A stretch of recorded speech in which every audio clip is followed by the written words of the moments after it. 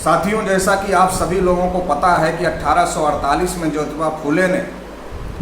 जो लड़ाई शुरू किया, छत्रपति साहू महाराज ने उस लड़ाई को आगे बढ़ाया और बाबा साहब अम्बेडकर ने उस लड़ाई को मुकाम तक पहुंचाते हुए भारतीय संविधान लिखा और भारतीय संविधान में आर्टिकल 19 के तहत मौलिक अधिकार दिया। लेकिन उत्तर प्रदेश में जब से भारतीय जनता पार्टी की सरकार आई है, लगातार SC, ST, OBC और माइनॉरिटी के मौलिक अधिकारों पर हमले हो रहे हैं। उनके अभिव्यक्ति की स्वतंत्रता को भी छीना जा रहा है, जबकि आर्टिकल 19 के तहत अपनी बात रखने का व्यक्ति की स्वतंत्रता का मौलिक अधिकार है, लेकिन उसको छीना जा रहा है। अभी आप लोगों को जानकारी होगी कि कपिल खान को भी इसी प्रकार से फर्जी आरोपों में जेल के अंदर किया गया था।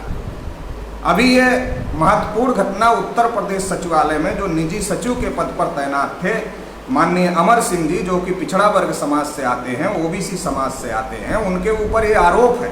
कि उन्होंने उत्तर प्रदेश सचिवालय में निजी सचिव के पद पर रहते हुए सोशल मीडिया में उन्होंने एक मैसेज शेयर किया, जिस मैसेज में लिखा है कि UGC के नियम से OBC और SC, ST के लिए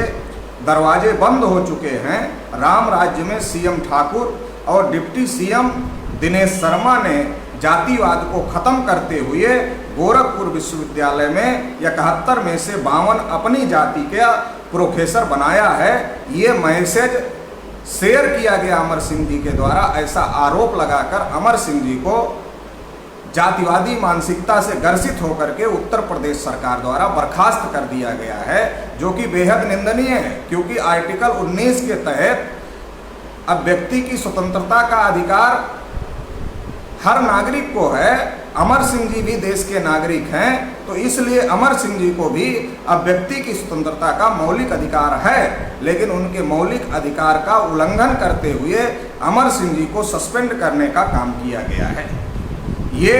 अमर सिंह जी का केवल निजी मामला नहीं है, बल्कि ऐसी घटनाएं तमाम लोगों के साथ होती हैं और आने वाले समय में भी तमाम लोगों के साथ होने की संभावना है। इसलिए इस पर रोक लगाना, इस पर लगाम लगाना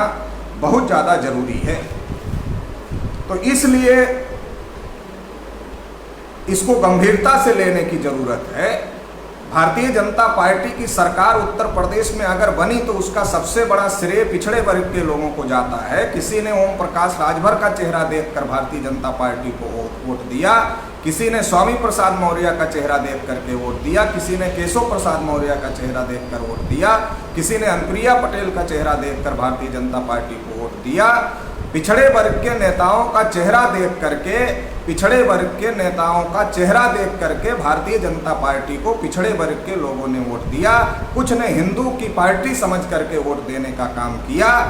और किसी ने भी योगी आदित्यनाथ का चेहरा देख करके भारतीय जनता पार्टी को 2017 के इलेक्शन में वोट देने का काम नहीं किया था, बल्कि ये अफवाह, ये प्रचार जरूर फैलाया गया था भारतीय जनता पार्टी के द्वारा कि केशव प्रसाद मौर्य को उत्तर प्रदेश का मुख्यमंत्री बनाया जाएगा। लेकिन केशव मौर्य को उप बनाकर चुप कर दिया गया और योगी आदित्यनाथ को उत्तर प्रदेश का मुख्यमंत्री बनाया गया। और लगातार योगी आदित्यनाथ की सरकार में पिछड़े वर्ग के लोगों के ऊपर लगातार हमले हो रहे हैं, उनके घर जलाए जा रहे हैं, उनकी बहन बेटियों के साथ में बलात्कार हो रहे हैं, उनकी हत्याएं हो रही है, पिछड़े वर्ग के लोगों के इनकाउंटर हो रहे हैं, ये लगातार हो रहे हैं। और केवल केशव मौर्य को ही चुप नहीं किया गया, बल्कि जितने भी पिछड़े वर्ग के नेता हैं, चाहे वो केशव मौर्य हों, चाहे स्वामी प्रसाद मौर्य हों, चाहे स्वतंत्र देव सिंह हों,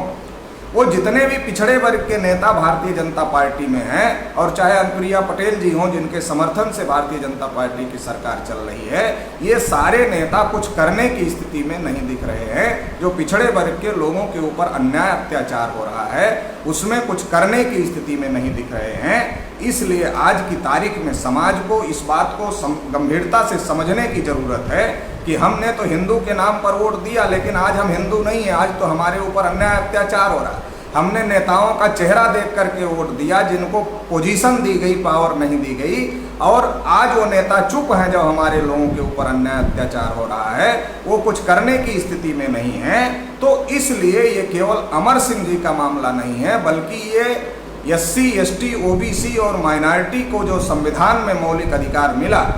इस मौलिक अधिकार को बचाने का मामला है, तो इस मौलिक अधिकार को बचाने के लिए पिछड़ा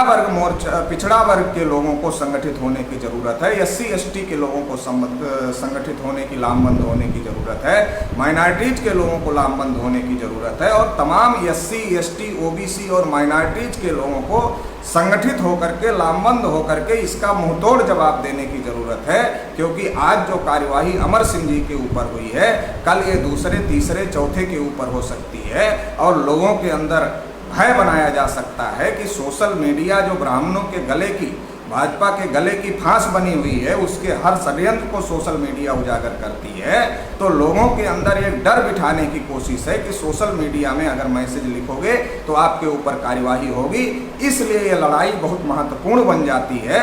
इसलिए राष्ट्रीय पिछड़ा वर्ग मोर्चा ने यह तय किया कि इस लड़ाई को लड़ा जाएगा, और इसको लड़ने के लिए राष्ट्रीय पिछड़ा वर्ग मोर्चा ने मौलिक अधिकारों का जो उल्लंघन हुआ है और जिसकी वजह से अमर सिंह जी को बर्खास्त किया गया है, तो अमर सिंह जी के मौलिक अधिकारों की रक्षा करते हुए अमर सिंह जी को पुनः उनके पद पर बहाल किया जाए, ऐसी मांग राष्ट्रीय पिछड़ा वर्ग मोर्चा करता है। और उत्तर प्रदेश सरकार ने जो जातिगत मानसिकता से घर्षित होकर के अमर सिंह जी को बर्खास्त किया है, इसकी हम कड़ी निंदा करते हैं। और इस मांग के लिए हम 3 चरणों में अपना आंदोलन घोषित कर रहे हैं। पहला चरण 14 सितंबर को उत्तर प्रदेश के 75 जिलों से महामहिम राज्यपाल महोदया के नाम से उनको संबोधित ज्ञापन माननीय जिलाधिकारी के द्वारा, हर जिले के जिलाधिकारी के द्वारा प्रेषित किया जाएगा। अगर इस ज्ञापन के बाद भी अमर सिंह जी के मौलिक अधिकारों की रक्षा करते हुए उन्हें बहाल नहीं किया गया, तो दूसरे चरण में 30 सितंबर को उत्तर प्रदेश के सभी 75 जिलों पर धरना प्रदर्शन आंदोलन किया जाएगा। और तीसरे चरण में 15 अक्टूबर को पूरे देश भर में, पूरे उत्तर प्रदेश में 75 जिलों में प्रदेश व्यापी रैली प्रदर्शन का करके इसका विरोध किया जाएगा। और लगातार जब तक अमर सिंह जी को बहाल नहीं किया जाता और जो उत्तर प्रदेश में SC ST OBC माइनॉरिटी के ऊपर जो अन्याय अत्याचार हो रहे हैं, उसको लेकर के ये लड़ाई जारी रहेगी। इसलिए तमाम उत्तर प्रदेश के राष्ट्रीय पिछड़ा वर्ग मोर्चा के कार्यकर्ताओं को, पदाधिकारियों को ये अपील है कि वो अपने अपने ज़िले में, अपने अपने तहसील में तैयारी शुरू करें और इस आंदोलन को सफल करने का काम करें। इसी के साथ साथ जो तमाम SC ST OBC माइनॉरिटीज़ के संगठन हैं, जो कि अगर हम लोग अलग अलग लड़ाई लड़ेंगे तो ये मामला आगे बढ़ने वाला नहीं है, इसलिए तमाम SC ST OBC माइनॉरिटीज़ के जो समवैचारिक संगठन हैं, उन सभी लोगों से ये अपील करना चाहता हूँ कि इस आंदोलन को सफल करें और इस आंदोलन को सफल करने के लिए इस आंदोलन का